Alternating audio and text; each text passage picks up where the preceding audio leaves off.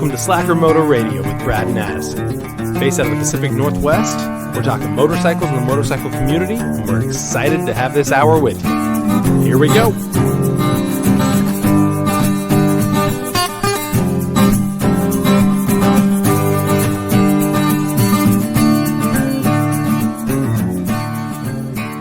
Welcome back, Slackers. Brad, how are you? I am doing great. Cannot complain for the most part. Weird stuff going on at the house between laundry, appliances, and no electricity and other things. But it just means that I'm not spending time on the products I really want to and spending money on things that I don't really care about. But that's okay. I'm doing okay. How are you doing, Addison? Oh, I'm doing well, man. We've had a lot of kind of a string of good weather. It's been nice to get out. I've been riding a couple times. Had to go to the dentist, so I took advantage of that and took the bike. Otherwise, got some time painting and finishing and polishing and getting some parts ready. So it's been, a good mix of the last, last 5 days. It has been really nice out. I had to go uptown yesterday and noticed there were several bikes out, and it was very nice. So hopefully everybody that had a bike or had the means to get on their bike were out and enjoying it over here in the Pacific Northwest. I agree. I hope we've all had a chance to do something bike related, right? And if your bike's down for the winter, hopefully you're doing some service or taking advantage of the good weather to get the door open or do some work outside if you need to, whatever it is, on that bike, getting it ready for next season. But I think we might as well get right into it. But I think next season is going to be a heck of a season, man. I think weather-wise, we're going to have good weather. I think we're going to be pretty well off when it comes to good days. Obviously, we've kind of migrated towards that. The air quality is good in most places due to kind of everything that happened in 2020. I think we also have a lot more people riding. Whether it be those that already rode and they're just getting out a little bit more often.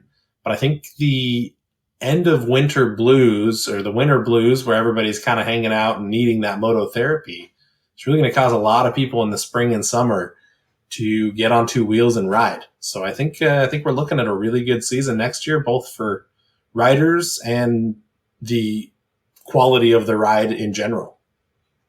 Yeah, I really hope so. I mean, this sounds like a 2021 prediction. I don't know where you're getting or basing your information off of, but I really hope that that's the case. I mean, a lot of things are looking up, maybe on a new cruiser coming up here pretty soon. So at least being able to take advantage of some of these nice days. You're putting that out in space, man. You're making that public now. I am. I just need to go pick it up. It's not a Scout, although that would have been fun and may not be the ideal ride for me, but an opportunity arose to pick up a V-Star 1300 from my dad and for a good deal. So I'm gonna go do it. He wants it out of his garage so he can park his new car in it. So I'm going to go jump on that. Didn't get ridden at all last year, so he wants to get it going. So sounds like an awesome opportunity. Yeah, it is. It is. It'll be nice to have something relatively new and awesomely maintained. He did like spark plugs every 5,000 miles and a whole bunch of other stuff. So, I mean, he's kept up on it, kept it really nice. He used it for commuting, 260 miles a week from Central Oregon to Eastern Oregon. So, it's got a few miles on it. I think he's nearing 60,000 miles for 2012, but it's still really good shape. Yeah. Nice, man. That'll be awesome. It'll be good to have both of us actually riding, since this is a motorcycle podcast. Yeah, that is, I figured it was a prerequisite, and I tried this for a while to see if I'd get booted, but it didn't work. Apparently, you think you need somebody else on here with you. So here I am. Yeah, people always tell me that you don't have a lot of good things to say, but you've got a good voice for it. And people tell me as well that I've got a good face for radio. So yeah, I think we're good. Yeah. I thought you were talking about yourself both times, but sure. No. But I will say, I also, you and I were throwing around a few statistics and things that pulled up. I was doing some work related items and ran into a number of sites that were kind of blew my mind last week. And we've had a lot of conversations about this, and we spent some time and decided that if we keep going, we're going to lose the fun of talking about it on the podcast. So I know I had to I've stop curbed you. it. You really got excited. I'm still excited, which is why I'm glad we curbed it, because I think this whole thing is just ridiculous. I'm just going to go ahead and lead with the most vague cliffhanger right before we get into it. But I think it's ridiculous and stupid that nobody's talking about this. I know people are, and if you are, you're the best. But oh my gosh, you're acting like this is breaking news. I mean, it's not, okay, and that's what I'm saying. Nobody's talking about it. Nobody's talking about it, and it's not breaking news. This is you haven't even talked about it. What are you talking about? All right, so pulling up some information, looking at different things, and ended up running into a number of statistics on the annual vehicle miles traveled by vehicle category. This went down a rabbit hole. This was not just this, and we'll get into the other statistics that came up within this search so that I could understand better what was actually happening. But basically looking at how many miles are being traveled by vehicle, showing that really motorcycles, people don't ride them, right? Is that a shocker? No. I mean, people ride them, but, the total number of miles accumulated is probably not the highest. It's not.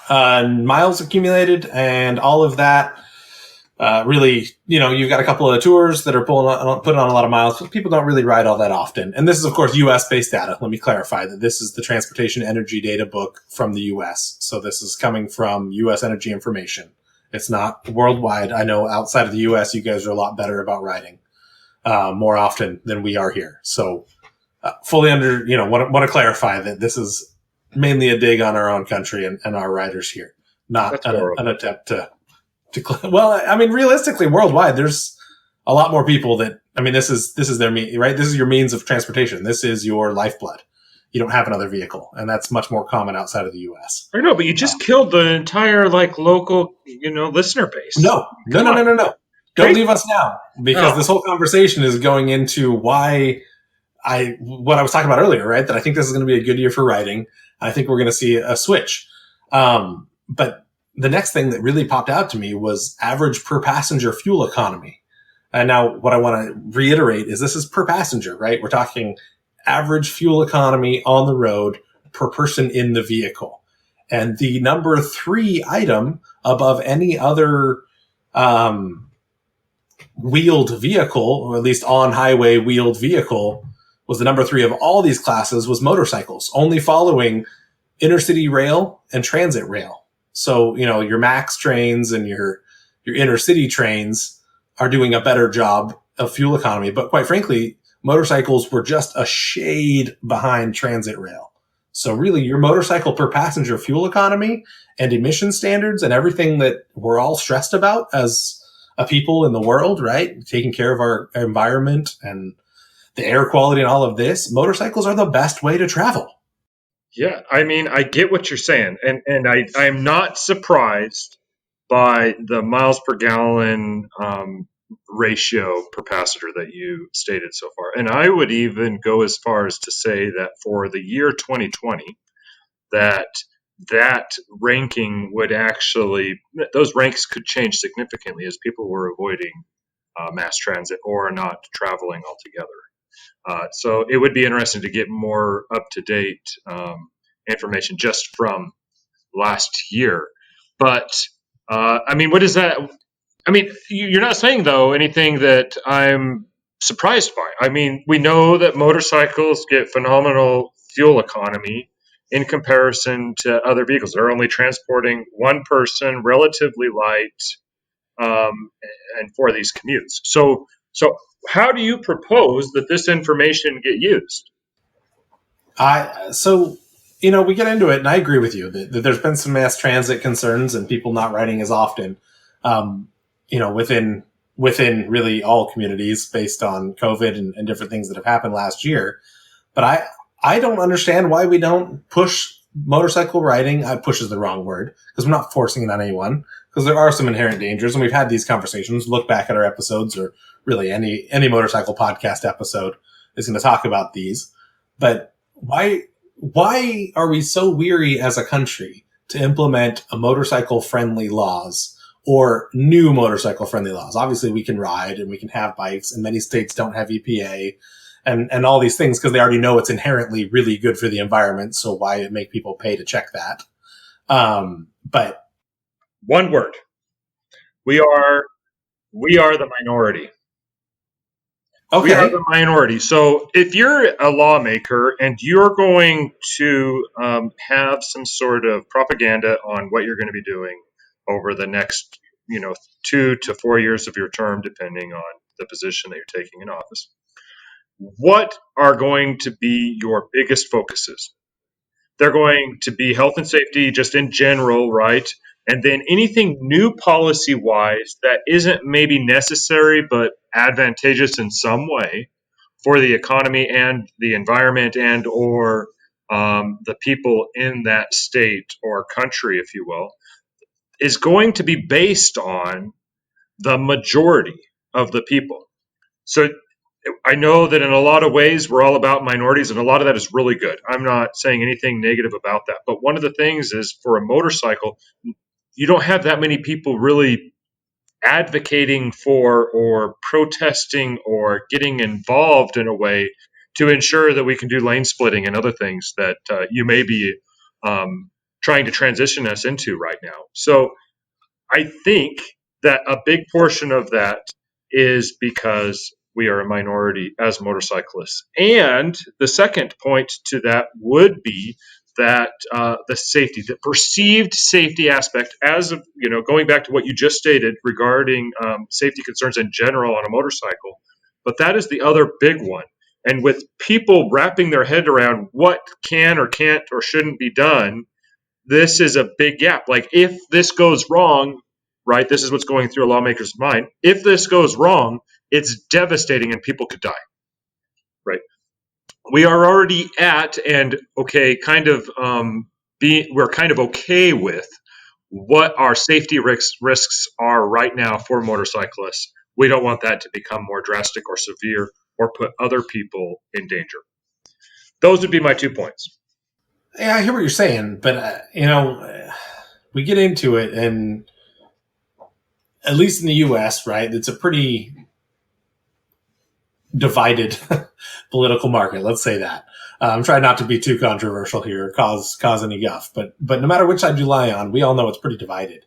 But pretty evenly divided if you talk about a lot of the non-politician related politics, right?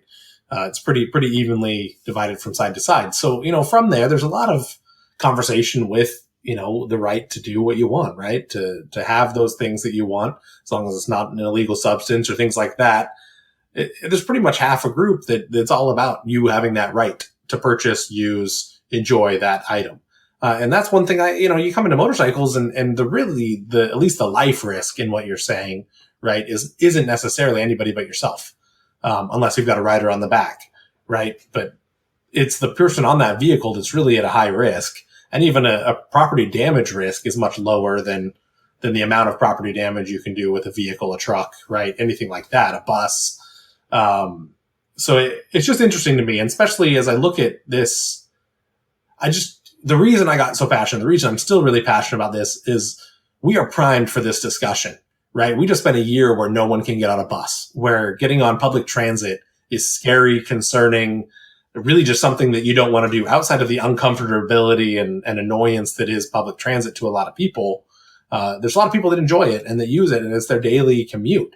But in a world now where you can't be near people and you shouldn't be right anywhere where people are coughing all over you and all of that, this is the time to have that conversation, right? You can just as economically, you can just as good for the environment and burning of fossil fuels, jump on a motorcycle. All 50 people from the bus can jump on a motorcycle. And according to the data set we're looking at here, from the U.S. Department of Energy, you are technically still doing better for the environment and fuel consumption than the bus is doing if everyone rides their own motorcycle. And so, it just feels like we're primed for this conversation, and it's somewhere we need to go. It is the answer to reducing congestion on the roads, reducing fuel consumption, reducing environmental effects of vehicles without going electric, because we still haven't got there. Electric vehicles don't have the range. They don't have, they're expensive to produce. they're expensive to recycle and dispose of, difficult to recycle and dispose of, much more so than a very small fuel combustion engine. Yeah, I mean, I see what you're saying, and I get it. I'm trying to wrap my head around, and I think this is the main issue that we've had, and why this hasn't become a bigger issue, or bigger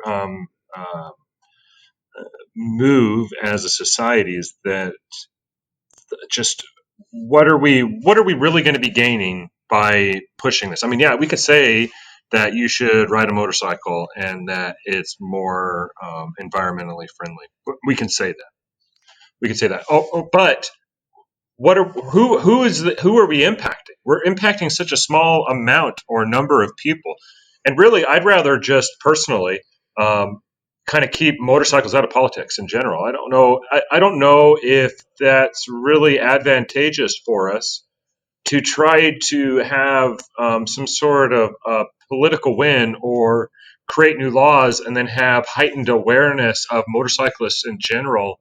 And I think there would be a lot of conversations that come up that would actually fire up a lot of the motorcycle enthusiasts that are around, including people with loud exhaust pipes and systems, and people who ride too fast, and the hooligans out on the road that are doing wheelies. And I mean, those are the kind of things that get brought up in this tidal wave of trying to promote something new, especially in when you get into a legal and or law generation type of a debate or discussion. So I think that we need to be very careful, and that as I stated at the beginning of this, that I think we should stay out of it.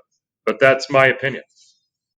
I mean, depending on your opinion, my wager would be your opinion is that in general with most of these situations that less is more with government control, and that's right.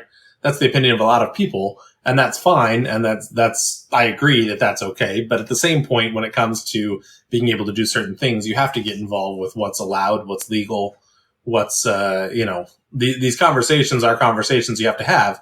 And I realize, right, you're not going to see a lot of cars wheeling down the road, but you do see a lot of cars going too fast and being dangerous and doing the same thing, right? Just because you have a motorcycle doesn't mean the same individual that would do that on a motorcycle wouldn't be doing that in a Honda, a Corvette, a Prius, right? You can still do that in any vehicle.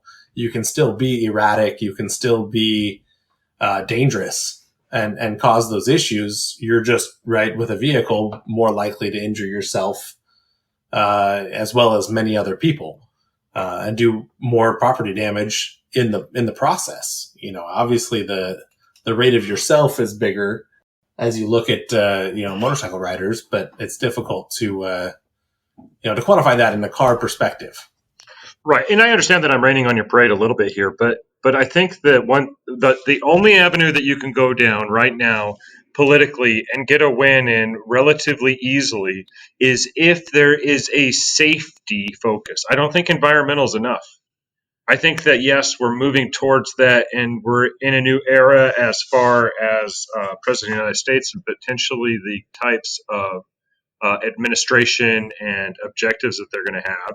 But the big one is going to be safety. And so, if you're going to look at this kind of information, we're going to say that more people should be riding on a motorcycle, and we're also trying to push for additional laws or removal of some laws in some cases that allow a motorcycle to ride in a certain way on the street as well, then it has to be objectively backed by data that shows that it's going to be more safe for the motorcyclist as well as for the rest of the population out on the roads, which would also benefit our premiums for insurance.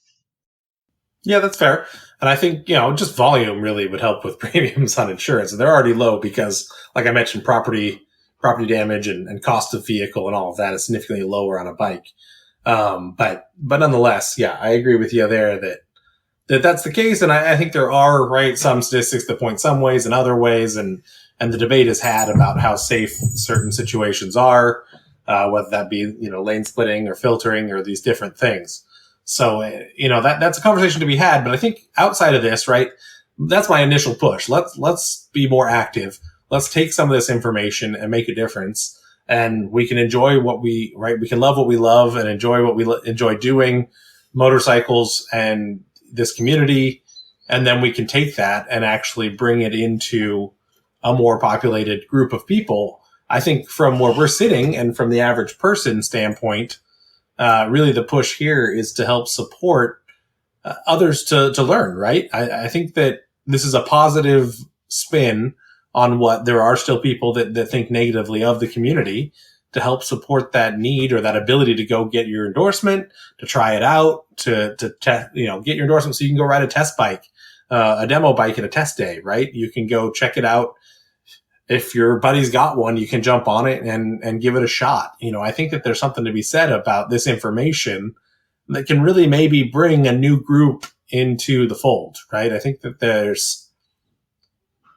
it's less so where we're at, but I think that there's a certain stigma against motorcycles. And I think sometimes it's the environmental group that doesn't see the kind of the benefits that the European groups see on the environment that motorcycles bring.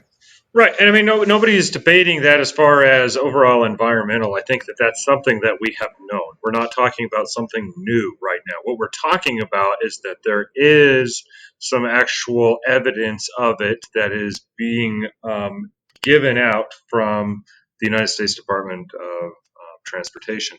So what we're looking at, though, is as a consumer, how do I look at that data? If I'm already doing mass transit to some extent, okay, I see that, it's more environmentally friendly and for me to ride in a bus or some sort of a other mass transit vehicle. Okay, well that's fine. I don't really care. I care about the cost. So what's the cost of me riding on the bus? Okay, I don't have to worry about maintenance whatsoever at all, but that is built into whatever my ticket costs me. And I look at my overall cost for the year. That's where my mindset's going to go. Okay, so that doesn't really help us as far as that is concerned. They're already going to, if they've decided that they're going to take mass transit under normal circumstances, they're going to. So let's look at the automotive person. We look at the guy that's driving a car. So the guy that's been driving a car to work, maybe carpooling, maybe not. Okay, this is something that is maybe advantageous to them. But this is where you also get into an issue where we need education and or people need to have an awareness around motorcycle maintenance and other things. And we have talked about this in the past, but it can be economical to ride a motorcycle for commuting and other standard transit, aside from maybe going to the grocery store, unless you have a PCA 100 or something like that. So that could be advantageous. But I think that what's going to push those people away is going to be the thought of, I have to maintain this. I have to have a spot for this. Maybe it's easier to store it. Maybe it's not. I have to have a car still. I got to have both now, right? Those kind of discussions are going to take place.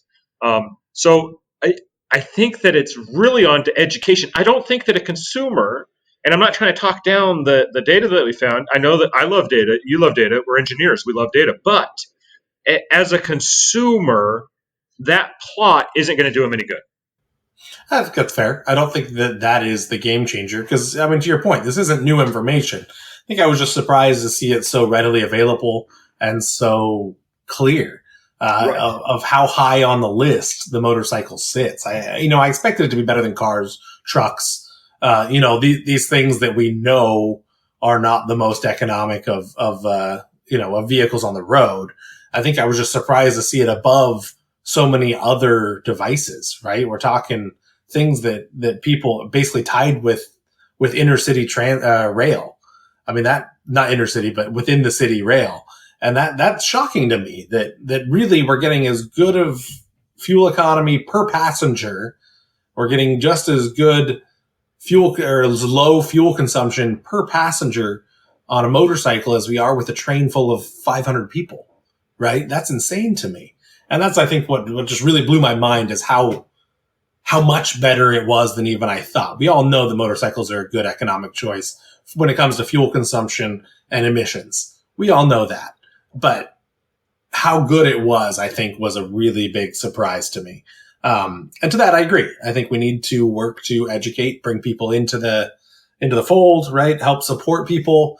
That's something that I'm pushing towards here on our end is, and if you don't know about the Motorcycle Garage in California, they do a really good job of letting people come in and work on their bikes and not just, the education of go get your endorsement and ride, good luck to you, but helping support people in their motorcycle world, right? In that pathway and that development within motorcycles. And something we're really looking to do as well from where we're sitting is to support people in their ride more than just, go get your endorsement, go, right? Good luck.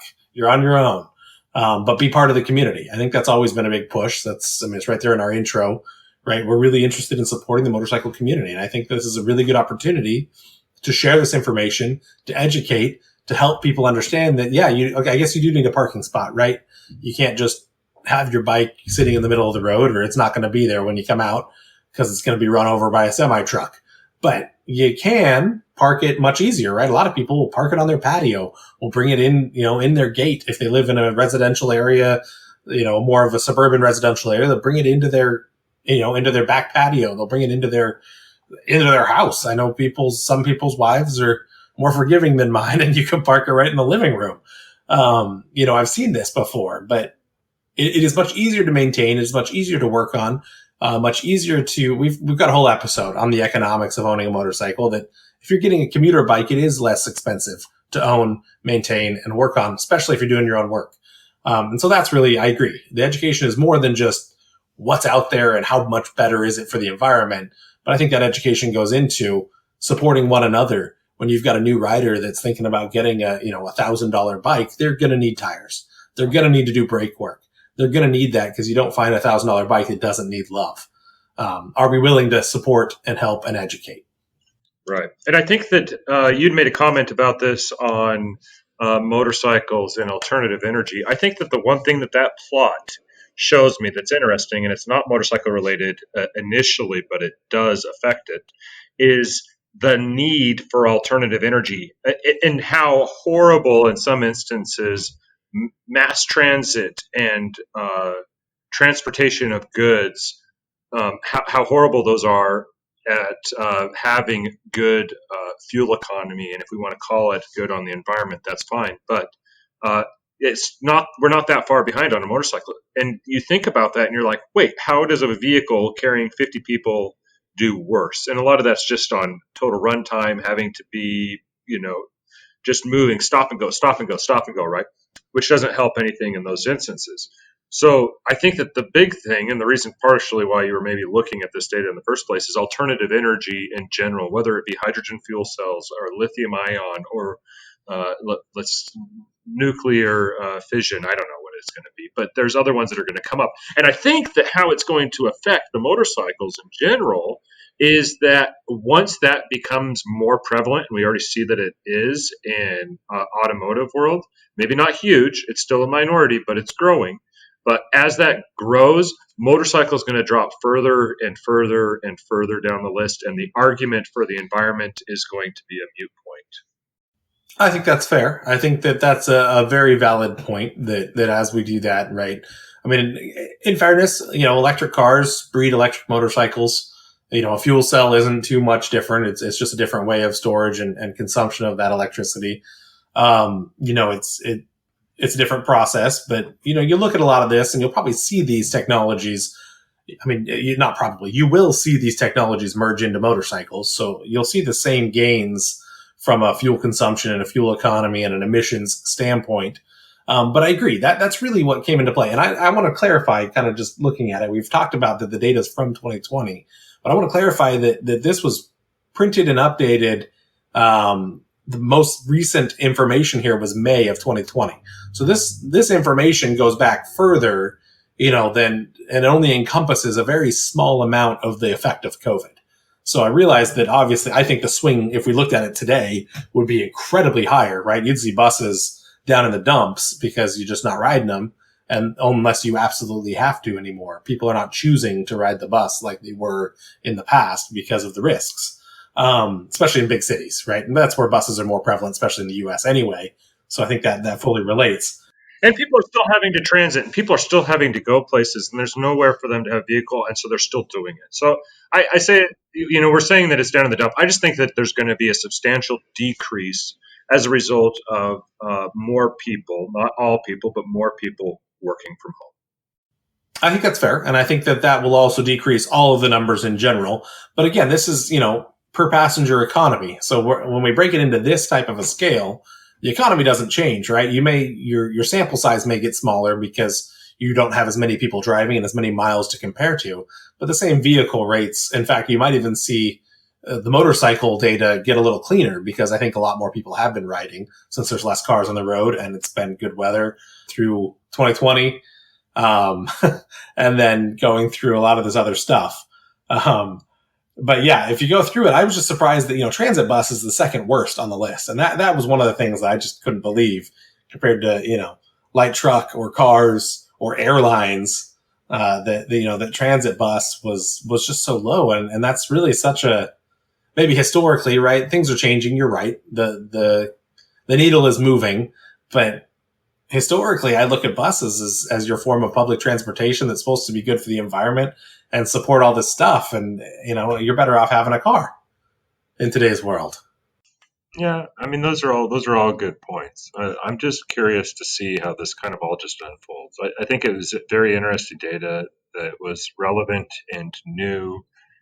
Um, I I have a hard time trying to figure out how you could apply this basic data in the real world that would be advantageous or beneficial, but it's still intriguing nonetheless. It's not the magic bullet, but it definitely, for me at least, is a tool in the toolbox, right? A new piece of information, a new learning that puts data, right, actual data and actual numbers to an idea I've had.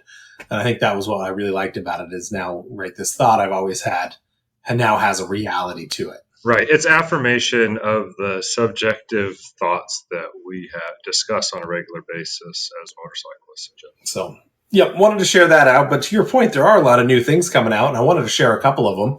On Instagram, on our Instagram and on our Facebook pages, we've been throwing out a couple of new electric bikes that have come into the market, and really asked around. One of them is a pretty cool electric bike coming from a bicycle manufacturer. But I guess before we dive into the specifics of these bikes, wanted to bring up that a lot of the point of here on Facebook and Instagram is we were running some quizzes, in the right word, some polls. That's the right word we're looking for, to understand who would want to own these bikes, who would want to dive into it, where everybody's at with their desire to have these new electric bikes in the market. And got a little bit of feedback on these, and I thought it was pretty interesting. That really we were looking at these items and ended up with, I guess the first one that came up was an interesting bike unveiled by the I guess the e-pedal bike manufacturer. Clarify that before we get too far. It was the Saunders Metacycle. So if you haven't seen it, look it up. You can check it out on our Instagram and Facebook.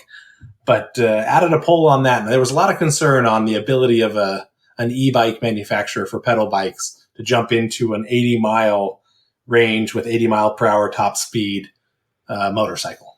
That was really the biggest feedback we got. A lot of no's on the initial group that was polled, at least randomly. Right, our polls sit for 24 hours, so if you missed it, you didn't get in on the vote. But it was interesting to see the amount of apprehension and the desire to vet that. I think there's going to be a lot of testing required for people to trust that bike. Yeah, I think that one of the things that's interesting about this, and I guess I haven't been watching and noticing how all motorcycles or OEMs have been implementing their electric drive system. But this actually is following the trend for pedal bikes that have pedal assist or other things, where the motor, the electric motor, is integral to the rear hub. So, and that's different or differing in comparison to some of the other motorcycle manufacturers that are currently out there. So it definitely has that feel as you look at it of a pedal bike, but has this monocoque aluminum looking chassis that I will say it doesn't look bad. It doesn't really look comfortable, if I will. That pad on that seat looks relatively thin, and I have a feeling that that may change. But it also comes in at a price point, if I remember correctly, that was intriguing. What was it, $5,000 for that? $5,000 is at least what they're saying at this point, right? I don't think it's fully in production, but that's the goal. That's the plan. It sounds like $5,000. Yeah, and I mean, as far as a commuter is concerned for around town, if it rips pretty hard to get up to, 50 miles an hour or so, I think something like this could be a lot of fun. But this definitely isn't the bike that you're taking on your long road trips. But at this price point, it makes even more sense potentially if we ignore, vetting the company and how well they actually uh, implement this, it points towards something more economical for those around town commutes to work, bar hopping, whatever it may be. And riding something that people are going to talk about. I mean, people love looking at motorcycles and notice when somebody does something different. This looks different, right? And it doesn't look horrible. That's my opinion, at least. I mean, what did you think of it? I thought the looks were original. I thought it actually looked pretty cool. I had no issues with the looks. It definitely looks its size, right? It looks like a small bike. Quite frankly, an 80-mile range at an 80 mile per hour top speed kind of blew my mind based on looking at it, because I think it looks about, it looks 50-50 bike. The front forks don't look big on it. It's got a regular-ish swing arm, but it looked a little small. Now, all that weight's going to be unsprung on the swing arm there, so I'm not sure, right, how that's going to affect it. I think there's a lot of things that need to be vetted, as I've said, but ignoring that, the style itself is a cool style, very original. Right. I mean, you just look at the swing arm on it, and it doesn't look like it's actually going to compress much before it starts hitting the frame. But that's just another point. People, you have to look at this on. Just search Saunders, Sondors, and it should pull up. Yeah, give it a look and see what you think. There's a lot of interesting electric motorcycles out there, but this one's definitely unique, as you put it, Addison. It's unique that it has almost a usable range, at least from my terms, right? That's a very subjective statement. But also at a price point that isn't breaking the bank. Yeah, to your point, that's not much more, and in many cases less than an electric pedal bike, electric pedal assist bike. So I'd prefer this, quite frankly. But you know me, right? I turned 16 years ago. I have no reason to pedal anymore. Yeah, I think the only thing is I think it looks kind of cool that the entire what you would consider the gas tank area is just a through hole in essence in this frame. Uh, the problem with that I have is where's the functionality? Motorcycles are all about having features that are functional that make sense, and so trying to understand kind of what that does, how that plays into things. Is it just for aesthetics, or is there going to be the intent to have additional battery storage there, or maybe a little luggage hole for something relatively small for like a gallon of milk? I don't know. You know what I mean? Like, I what, do. what is it going to be? I mean, it looks cool, but is that all it is? And if it is, maybe that's okay. But it looks to be there's something more to it. I expect something more from that. I agree, and I need to clarify. I did come out strong with the heavy vote of no, but it was actually 50-50 vote on that one. We got 50% said they would want it, 50 said no. So going back to on my own statement here, that it actually came towards the end. The late voters. Now that I'm looking at the statistics, came back to actually bring that in. So I think the style won people over. Quite frankly, I think that's a lot of it. Is it looks cool. If you showed up on it, people would, I guess you wouldn't show up at the gas station, but you show up at the diner or the local pub or the coffee house, and I think people would want to come and see it and know what you're riding. So I think that won people over. Yeah, I think that to that aspect of it could be very cool. Also, the handlebars look pretty bicyclish for whatever reason to me, but that's maybe there's something else going on there. But regardless, it is interesting. I'm intrigued by how many new people are at the coming into the market. Different OEMs that maybe are unexpected. I mean, this isn't the first bicycle-ish motorcycle that's come out. We talked about the Cake motorcycle like a year ago or more. So or maybe it was 2 years. I don't even know now. So that's all. Yeah, it was 2 years. So anyway, there's it's interesting to see who's going to come up to the plate. I think that there's still going to be a concern with mass production and trying to get that out, and then having dealers, people that can maintain them and work on them. That I think that's the biggest pitfall. I think that's maybe the only reason why some people may be intrigued by a lower cost live wire if that came out, something that was maybe $8,000 to $10,000 less. Although we know that's significantly Yeah. that's a significant price cut for them. But I think that if getting something like that, you have a known reliability of a drivetrain and suspension and everything else from Harley Davidson. And you've removed the one piece that a lot of people are concerned with, which is the reliability of the motor itself. And now you're using an electric motor.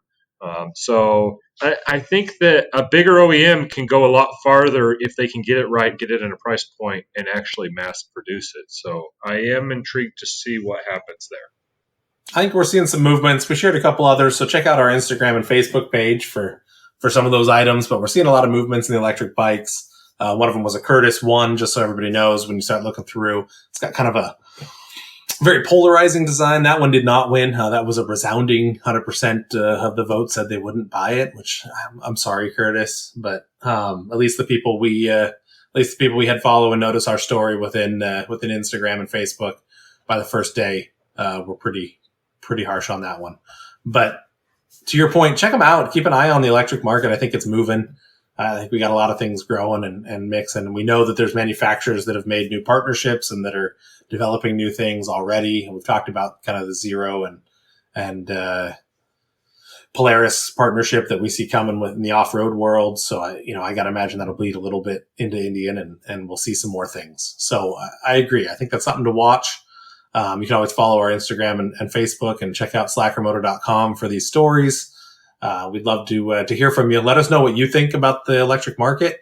Let us know whether you think it matters that motorcycles are have good fuel economy. Not that that's a shocker, but that they're better than, right? 50 motorcycles is better than one bus per person. Let us know if you care. But come back and let us know what you think. Hit us up on Facebook, Instagram, and our webpage. Otherwise, have an awesome week. Enjoy the good weather that many of the states seem to be having. And we'll talk at you next week. Until next time, ride on.